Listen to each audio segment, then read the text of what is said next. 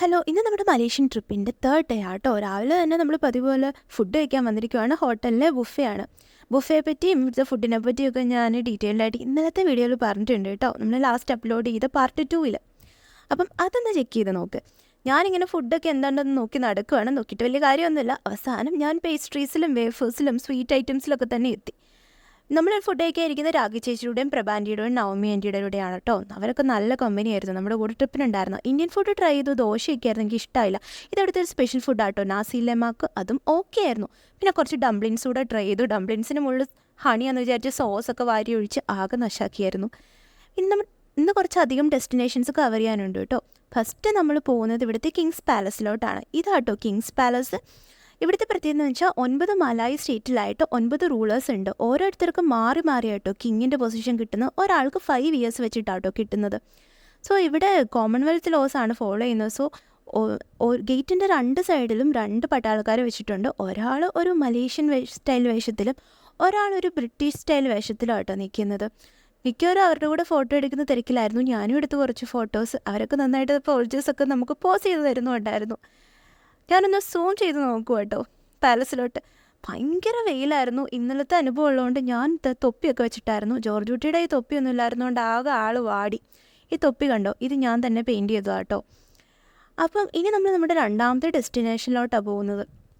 ഇവിടുത്തെ നാഷണൽ മോണ്യുമെൻറ്റ് കാണാനാണ് പോകുന്നത്. ഇവിടുത്തെ നാഷണൽ മോണ്യുമെൻ്റ് എന്ന് വെച്ചാൽ 2ാം ലോക മഹായുദ്ധ കാലത്ത് ജാപ്പനീസ് അധിനിവേശത്തിനും അതുപോലെ തന്നെ ഇവിടുത്തെ അടിയന്തരാവസ്ഥയ്ക്കൊക്കെ എതിരായിട്ട് മലേഷ്യൻ ഫ്രീഡം സ്ട്രഗിൾ നടന്നു. അന്ന് മരിച്ച ആൾക്കാരുടെ ഓർമ്മയ്ക്കായിട്ടാണ് കേട്ടോ ഈ നാഷണൽ മോണ്യുമെൻ്റ് ഉണ്ടാക്കിയിരിക്കുന്നത്. അപ്പം നമുക്ക് മാല അതിൻ്റെ ചരിത്രമൊക്കെ എക്സ്പ്ലെയിൻ ചെയ്തിരുന്നു. അതൊക്കെ കേട്ടിട്ട് നമ്മൾ ഉള്ളിലോട്ട് നടക്കുവാണ്. ഇതിൻ്റെ ഉള്ളിലോട്ടൊരു വലിയ സ്റ്റാച്ചു ഉണ്ട് കേട്ടോ. അത് കാണാനാണ് നമ്മൾ പോകുന്നത്. ഇവിടെ എല്ലാ ഏരിയയും എത്ര ബ്യൂട്ടിഫുൾ ആയിട്ടാണ് അവർ കീപ്പ് ചെയ്യുന്നത് നോക്കിക്കേ.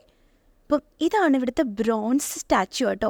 അപ്പം ജോർജ് കുട്ടി പറഞ്ഞു വെയിലായതുകൊണ്ട് അങ്ങോട്ട് പോകണമെന്നൊക്കെ വിചാരിച്ചു. പിന്നെ ഇവിടെ വരെ വന്നിട്ട് എങ്ങനെയാണ് അത്ര അടിപൊളി സ്റ്റാച്ചു കാണാതിരിക്കുന്നതെന്ന് പറഞ്ഞ് ഞങ്ങൾ ആ വെയിലത്തോട് സ്റ്റാച്ചു കാണാൻ വേണ്ടി പോവാണ്. ഇത് ലോകത്തിലെ തന്നെ ഏറ്റവും വലിയ ബ്രോൺസ് സ്റ്റാച്ചു കേട്ടോ. Free standing bronze statue. World's tallest free standing bronze statue ആണിത്.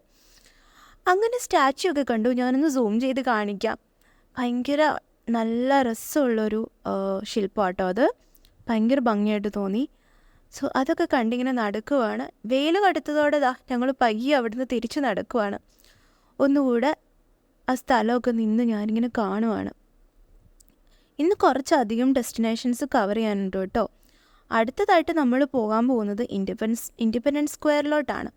അങ്ങോട്ടേക്കുള്ള യാത്രയ്ക്കിടയ്ക്ക് പതിവ് പോലെ എക്സ്പ്ലെയിൻ ഒക്കെ ചെയ്ത് തന്നുകൊണ്ടിരിക്കുകയാണ് നമ്മുടെ ഗൈഡ് മാലത്തി. ഇവിടുത്തെ ഇൻഡിപെൻഡൻസ് സ്ക്വയർ ആട്ടോ ഇത്. 1957 ഒക്ടോബർ 31 കേട്ടോ ഇവർക്ക് ഫ്രീഡം കിട്ടിയത് മലേഷ്യയിൽ. സോ അന്ന് ആദ്യമായിട്ട് മലേഷ്യൻ ഫ്ലാഗ് ഉയർത്തിയത് ഇവിടെയാണ്, ഈ ഫ്രീഡം സ്ക്വയറിലാണ്. സോ അതുപോലെ തന്നെ ഈ കാണുന്ന ബിൽഡിംഗ് ആയിരുന്നു സുൽത്താൻ അബ്ദുൾ സമദ് ബിൽഡിങ്. അവിടെ പണ്ട് ഗവൺമെൻറ് ഓഫീസസ് ഒക്കെ ആയിരുന്നു. ഇനി ഇൻഡിപെൻഡൻസ് സ്ക്വയറിന് ചുറ്റുമായിട്ട് ഇതുപോലെ പഴയ കുറേ ബിൽഡിങ്സ് കാണാം. ഇതൊക്കെ പഴയ അവിടുത്തെ നാഷണൽ ലൈബ്രറിയും ബാങ്കും ഒക്കെ ആയിരുന്നു. ഇപ്പോൾ ഇതൊന്നും പ്രവർത്തിക്കുന്നില്ല. പക്ഷേ അവരത് അതുപോലെ തന്നെ കീപ്പ് ചെയ്യുന്നതുകൊണ്ട് ധാരാളമായിട്ട് ടൂറിസ്റ്റുകൾ ഇവിടെ വരുന്നുണ്ട്. ഭയങ്കര ബ്യൂട്ടിഫുൾ ആട്ടോ ആ ഇൻഡിപെൻഡൻസ് സ്ക്വയറിൻ്റെ ഏരിയ. ഞങ്ങൾ അവിടെ നിന്ന് കുറേ ഫോട്ടോസും വീഡിയോസും ഒക്കെ ഇങ്ങനെ എടുത്തു. പിന്നെ നമുക്ക് കുറച്ച് ടൈം ഇവിടുത്തെ ട്വിൻ ടവറിൻ്റെ ഫ്രണ്ടിൽ നിന്ന് നല്ല ഫോട്ടോസൊക്കെ എടുക്കാൻ കിട്ടി. ഡേ ലൈറ്റിലുള്ള ഫോട്ടോസ് കാണാൻ താല്പര്യമുള്ളവർ എൻ്റെ ഇൻസ്റ്റ ഐ ഡി ഞാനിവിടെ ഡിസ്ക്രിപ്ഷനിൽ കൊടുത്തേക്കാട്ടോ വീഡിയോയുടെ. ഒന്ന് ചെക്ക് ചെയ്ത് നോക്കുക. പിന്നെ നമ്മൾ പോയത് ഇവിടുത്തെ ഹാരിസ്റ്റൺ ബുട്ടീക്കിലോട്ടാണ്. ഇതൊരു ചോക്ലേറ്റ് ഔട്ട്ലെറ്റ് ആട്ടോ. മലേഷ്യയിലെ നല്ല പ്യുവർ ആയിട്ടുള്ള ചോക്ലേറ്റ് കിട്ടുന്ന സ്ഥലമാണെന്നാണ് ഇവർ പറയുന്നത്. നമ്മളവിടെ ചെന്ന് നമ്മൾ ക്യൂ ആയിട്ട് ലൈൻ നിർത്തി അതിനുള്ളിലോട്ട് കയറ്റിയിട്ട് ഇവരുടെ ചോക്ലേറ്റ്സിനെ പറ്റിയൊക്കെ നല്ല ഡീറ്റെയിൽഡ് ആയിട്ട് പറഞ്ഞു തരുന്നുണ്ട്.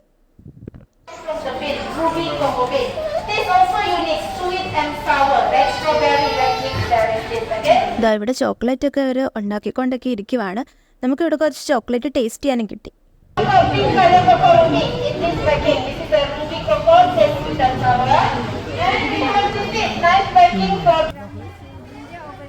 ചോക്ലേറ്റ് ഒക്കെ ടേസ്റ്റ് ചെയ്യാൻ തരുന്നുണ്ട്. എന്നാലും ഓക്കെ ആയിട്ട് എനിക്ക് തോന്നി.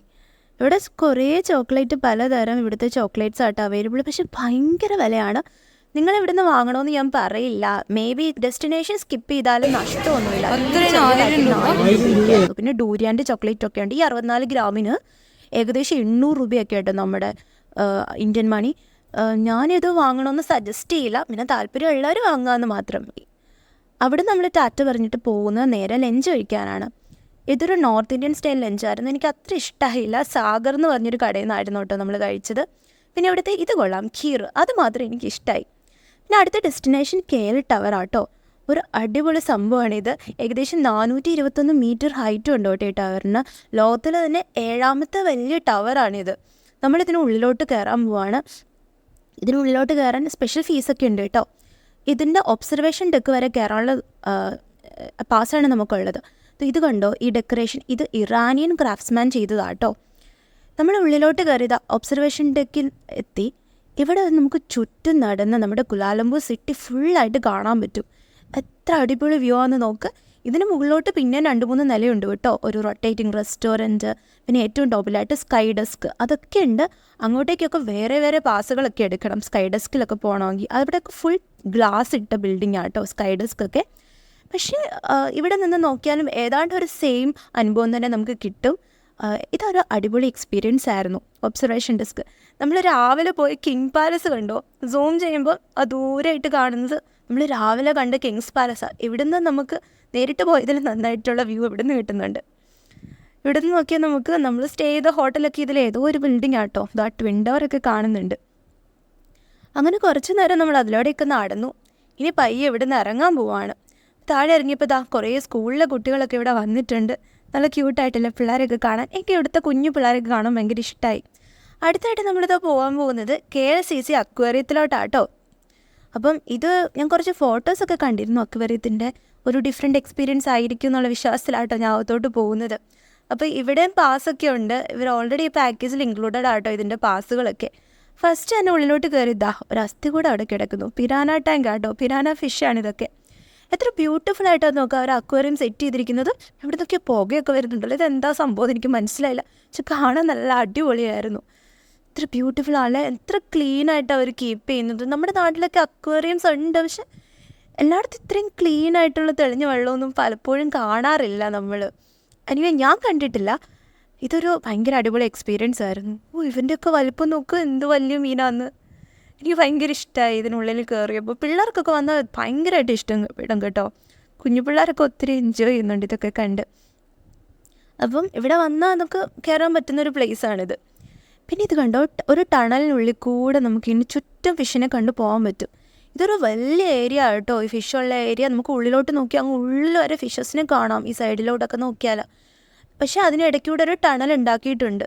നമുക്കൊരു ഷാർക്കൊക്കെ പോകുന്നത് ഭയങ്കര ഈ ടണലിനകത്ത് കയറിയിട്ടുള്ള എക്സ്പീരിയൻസും ഭയങ്കര നൈസായിരുന്നു കേട്ടോ. ഉള്ളിലോട്ട് പോകുമ്പോൾ ഒത്തിരി വെറൈറ്റീസ് മീൻ അതിനുള്ളിലുണ്ടായിരുന്നു. പിള്ളേർക്കൊക്കെ ഭയങ്കരമായിട്ട് ഇഷ്ടമാവും ഇതൊക്കെ കാണുവാണെങ്കിൽ. അപ്പോൾ അതൊക്കെ കണ്ട് ആസ്വദിച്ചിങ്ങനെ നടക്കുക കേട്ടോ. ഭയങ്കര അടിപൊളിയായിട്ട് അവർ അക്വേറിയം സെറ്റ് ചെയ്തിട്ടുണ്ട്. അതിവിടുത്തെ ഒരു പ്രത്യേകതയായിട്ട് എനിക്ക് തോന്നി കേട്ടോ.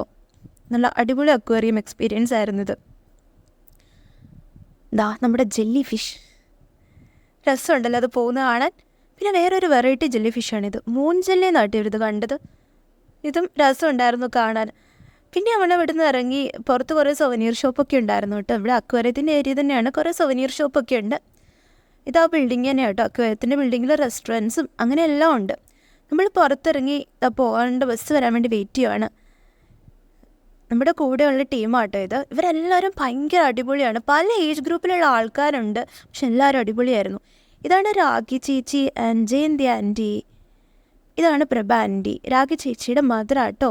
അവരൊക്കെ അടിപൊളി ആൾക്കാരായിരുന്നു. എന്ത് വൈബാണെന്നറിയാം. അവരൊക്കെ പല ഏജിലുള്ള ആൾക്കാരുണ്ടെങ്കിലും എല്ലാവരും ഒരേ വൈബായിട്ട് എനിക്ക് ഫീൽ ചെയ്തു. ഭയങ്കര ഒരു നല്ല ഗ്രൂപ്പായിരുന്നു. അങ്ങനെ തിരിച്ച് ഹോട്ടലിലെത്തി നിങ്ങൾ ഡ്രസ്സൊക്കെ ചേഞ്ച് ചെയ്ത് ഡിന്നർ കഴിക്കാൻ പോകുമ്പോൾ ഒരു കല്യാണത്തിൻ്റെ പാർട്ടിക്കുള്ള ആൾക്കാരാണെന്ന് തോന്നുന്നു കേട്ടോ. കല്യാണ പെണ്ണാണെന്നാണ് തോന്നുന്നത്. അവരുടെ ഡ്രസ്സ് കണ്ടപ്പോൾ എനിക്ക് ഭയങ്കര വെറൈറ്റി ആയിട്ട് തോന്നി. പിന്നെ നമ്മൾ ബസ്സിൽ കയറി നമ്മൾ ഫുഡ് കഴിക്കാൻ പോവുകയാണ്. നമ്മൾ ഫുഡ് കഴിക്കാൻ പോകുന്നത് പാലസിലോട്ടാട്ടോ. നമ്മളിവിടെ വന്ന ഫസ്റ്റ് ഡേ ഫുഡ് കഴിച്ച സ്ഥലമാണത്. ഇന്നത്തെ ഡിന്നർ അവിടെയാണ്. നമുക്ക് പോകുന്ന വഴിക്ക് ഈ ബിൽഡിംഗ് ഞാൻ കുറേ ദിവസമായിട്ട് നോട്ടിട്ട് വെച്ചിരുന്ന വീഡിയോ എടുക്കണമെന്ന്. ഭയങ്കര ഡിഫറെൻ്റ് ആയിട്ട് തോന്നിയില്ലേ ഇതിൻ്റെ ആർക്കിടെക്ചർ. ഇവിടുത്തെ മിക്ക ബിൽഡിങ്സും അങ്ങനെയാണ് കേട്ടോ. ഇത് നോക്കിക്കേ, ഇതും ഭയങ്കര വെറൈറ്റി അല്ലേ. അങ്ങനെ നമ്മൾ പാലസിലോട്ടാണ് പോകുന്നത്. പോകുന്ന വഴിക്ക് ഇതുകൊണ്ട് ഒരു സ്ട്രീറ്റ്, മഴയില്ലെങ്കിൽ വൈകുന്നേരം ഇവിടെ വന്നിട്ട് ഷോപ്പ് ചെയ്യണമെന്നുണ്ട്. ഇതൊരു മലയാളി ഹോട്ടലാട്ടോ. എനിക്കിവിടെ വന്നിട്ട് കഴിച്ചതിൽ ഇന്ത്യൻ ഫുഡിൽ ഏറ്റവും ഇഷ്ടപ്പെട്ടത് ഇതാണ്. മേ ബി മലയാളി ഫുഡ് ആയതുകൊണ്ടായിരിക്കും. അടിപൊളിയായിരുന്നു. ഇവിടെ ഇരുന്നു നോക്ക്, പുറത്തോട്ട് നോക്കുമ്പോൾ നമ്മൾ ലാസ്റ്റ് ഡേ കണ്ട വിജയുടെ മൂവിയൊക്കെ കളിക്കുന്ന ഒരു തിയേറ്റർ കാണുന്നുണ്ട്. ഫസ്റ്റിൽ തന്നെ നമ്മൾ ജ്യൂസ് കുടിച്ചു. പിന്നെ ബുഫേ ആയിരുന്നു. ഇവിടെ പല ഐറ്റംസ് ഉണ്ടായിരുന്നു. നമ്മുടെ ഇടിയപ്പവും മുട്ടക്കറിയും കുഴിമന്തി വരെ ഇവിടെ നിന്ന് കിട്ടി. പക്ഷെ എല്ലാം അത്യാവശ്യം നല്ല ടേസ്റ്റ് ഉണ്ടായിരുന്നു. എനിക്ക് ഭയങ്കര ഇഷ്ടമായിട്ടോ. ഫുഡൊക്കെ കഴിച്ച് കഴിഞ്ഞ് പുറത്തിറങ്ങാൻ നോക്കിയപ്പോഴത്തേക്കും നല്ല മഴ. ഷോപ്പിംഗ് ഒക്കെ കോളായിട്ടുണ്ടെന്ന് മനസ്സിലായി. പുറത്ത് നല്ല മഴ. എനിവേ ഇവിടെ വന്നിട്ടൊരു മലേഷ്യൻ മഴ എക്സ്പീരിയൻസ് ചെയ്യാൻ പറ്റി. നല്ല രസമുണ്ടായിരുന്നു. ഉള്ള കുട കൊണ്ട് ഞങ്ങൾ ചാടി ബസ്സിൽ കയറി. ഇനി നമ്മൾ തിരിച്ച് ഹോട്ടലിൽ പോവാണ്. നൈറ്റ് ഇവിടുത്തെ ലാസ്റ്റ് നൈറ്റ് ആട്ടോ ഇത്. നൈറ്റ് ഒന്ന് നടക്കാനൊക്കെ ഇറങ്ങണമെന്നുണ്ട്. വീഡിയോ ഇഷ്ടമായ ഒന്ന് സബ്സ്ക്രൈബ് ചെയ്ത് സപ്പോർട്ട് ചെയ്യണേ. തെരിമക്കസേ, താങ്ക് യു, ബൈ.